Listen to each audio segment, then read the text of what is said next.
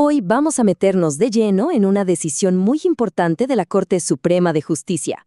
Hablamos de la sentencia SL 1761-2025, un fallo que pone fin a un conflicto colectivo bastante intenso entre un sindicato grande y una compañía, y que, de paso, sienta unas bases interesantes para el futuro de las relaciones laborales.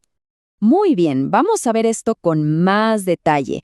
Esta sentencia es clave porque, en el fondo, nos dice hasta dónde pueden llegar los laudos arbitrales.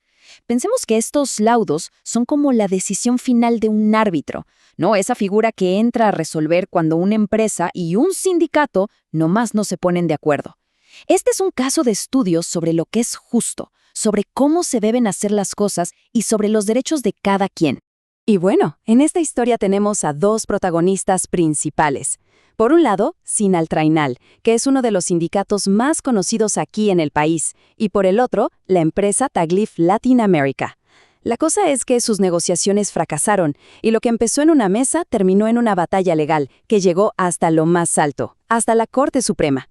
Este va a ser nuestro recorrido. Vamos a empezar con el origen del conflicto.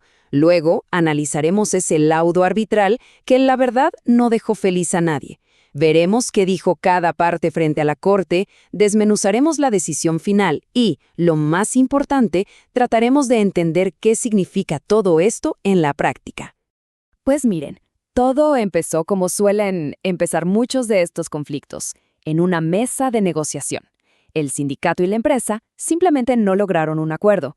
Y cuando se llega a ese punto muerto, pues tuvo que intervenir el Ministerio del Trabajo, que convocó un tribunal de arbitramiento para que ellos decidieran. Y ojo, que no era un conflicto para nada pequeño. El pliego de peticiones que presentó Sinaltrainal tenía nada más y nada menos que 53 puntos. Esto nos da una idea de la dimensión y de lo complejo que era todo lo que estaba en juego desde el puro principio. Entonces, el Tribunal de Arbitramiento se puso a estudiar el caso y al final sacó su decisión, que es lo que se conoce como laudo arbitral. Pero, ¿saben qué? Lejos de ser la solución, este laudo se convirtió en el nuevo problema. Ninguna de las dos partes quedó contenta con lo que se decidió. A ver, ¿y por qué nadie quedó contento? Miren este gráfico. De las 53 peticiones solo se concedieron 20, o sea, como un 38%. El resto se repartió.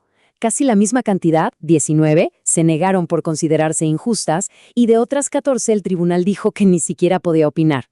Claro, con un resultado tan repartido, pues es fácil entender por qué los dos sintieron que habían perdido y dijeron, no, esto lo tiene que ver la Corte Suprema. Ahora sí, pasemos a ver qué hizo el sindicato. Sinaltrainal llegó a la Corte Suprema con una meta muy clara. Quería que se anulara por completo el laudo arbitral. Para ellos, era injusto y tenía fallas de raíz. Su primer gran argumento fue de procedimiento. El sindicato dijo, básicamente, oigan, a nosotros no nos dieron la oportunidad de hablar ante el Tribunal de Arbitramiento, porque resulta que no pudieron ir a una audiencia que se había reprogramado. La pregunta del millón era, ¿eso es suficiente para tumbar toda la decisión?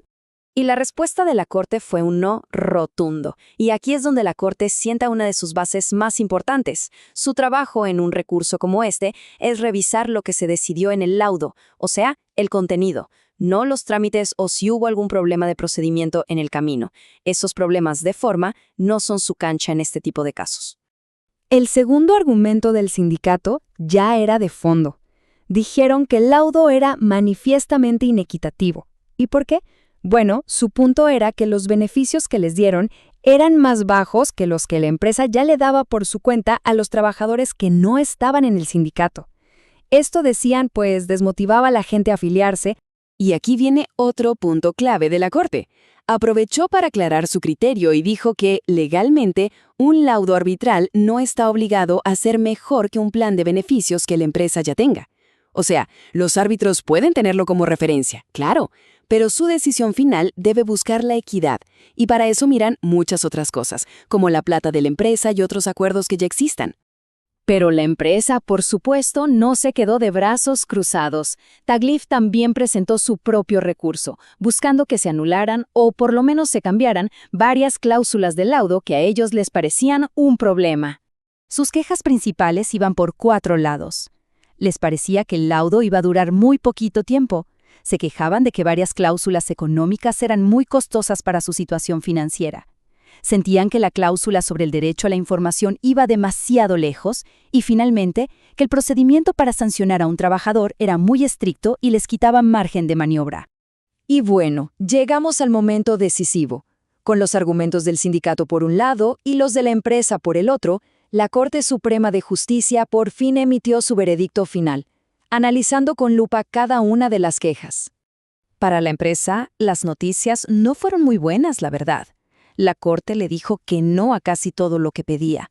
Mantuvo firmes las cláusulas sobre la duración del laudo, los beneficios económicos y el derecho a la información. ¿Por qué?